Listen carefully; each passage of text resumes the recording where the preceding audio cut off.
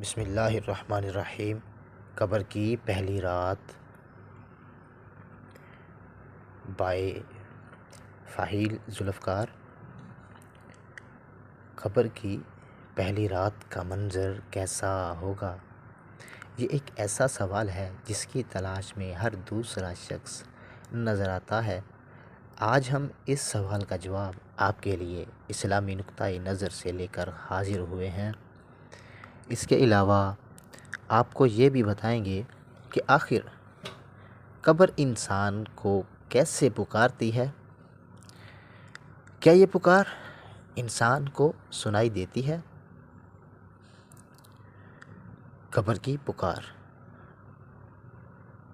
حضرت ابو سعید خدری رضی اللہ تعالی عنہ سے روایت ہے کہ سرور کائنات صلی اللہ علیہ وسلم نے فرمایا، لوگو، لذتوں کو ختم کرنے والی موت کو کثرت سے یاد کیا کرو۔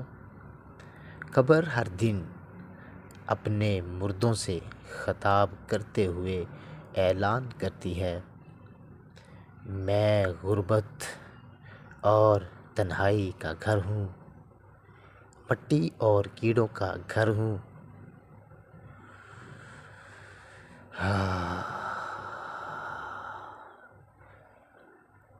جب مومن کو دفن کیا جاتا ہے تو قبر اسے مرحبا کہتے ہوئے خوشخبری سناتی ہے۔ کس کو؟ مومن کو۔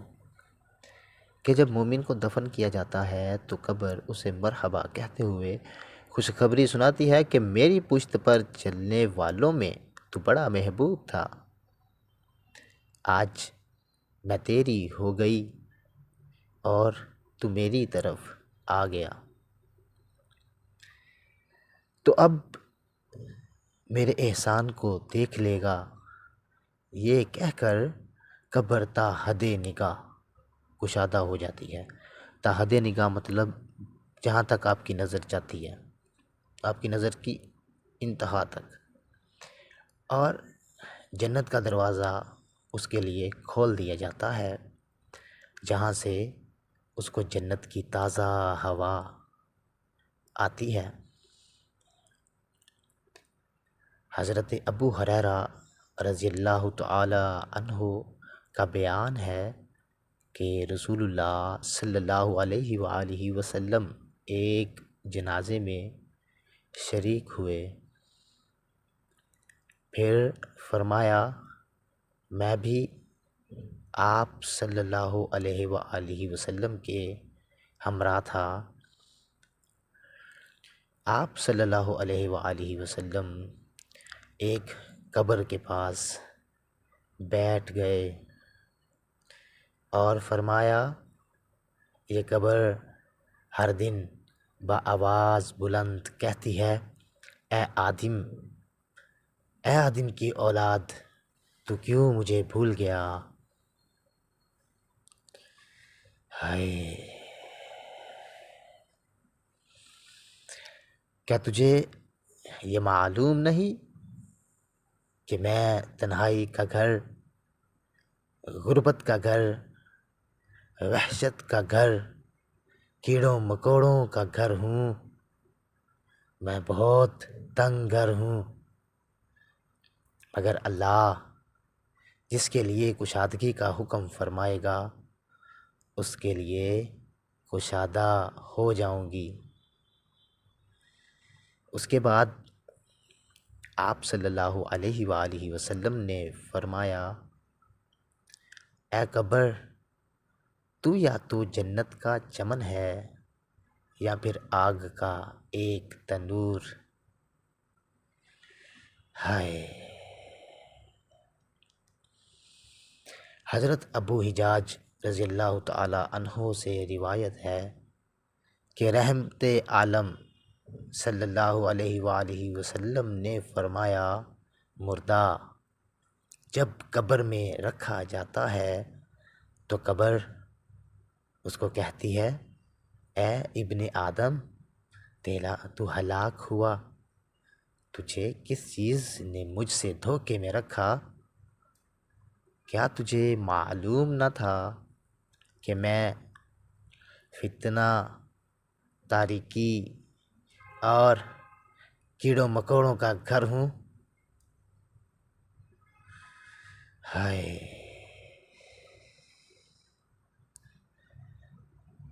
تجھے کس چیز نے مجھ سے بہکا کر نڈر کر دیا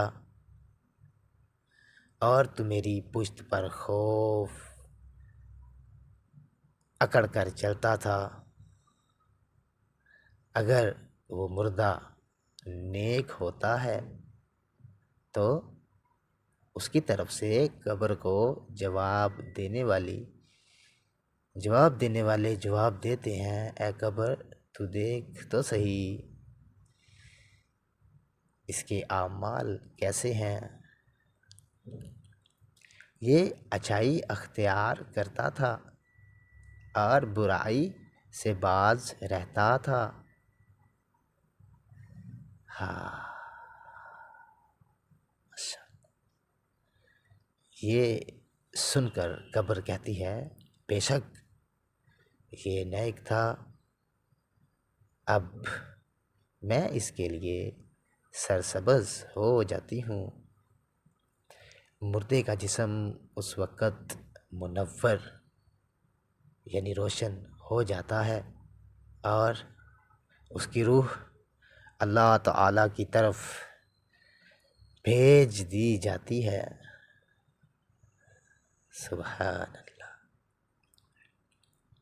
حضرت عبداللہ بن عبید رضی اللہ عنہ سے روایت ہے کہ رسول اللہ صلی اللہ علیہ وآلہ وسلم نے فرمایا،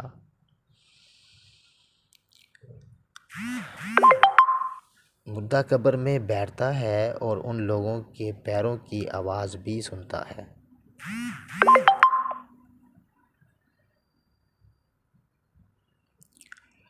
جو اس کے جنازے کے ساتھ قبر تک گئے ہوں۔